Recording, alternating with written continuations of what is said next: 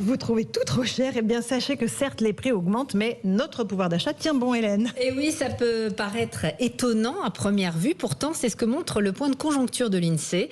Le pouvoir d'achat des Français ne devrait quasiment pas baisser en 2022 par rapport à l'an dernier, Aurélien Fleureau.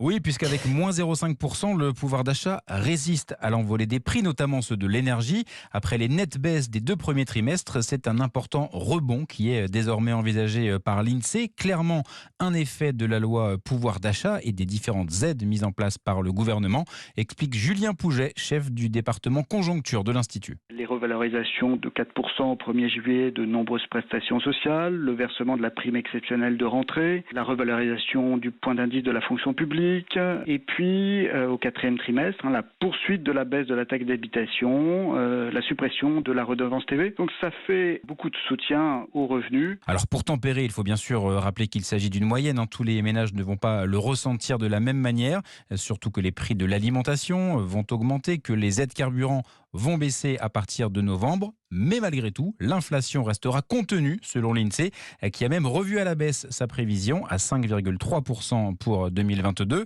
Enfin, la croissance, là, c'est stabilité et baisse au second semestre, mais hausse sur toute l'année, notamment grâce à un excellent second trimestre porté par le retour massif des touristes en France. Aurélien Fleureau du service économie d'Europe 1.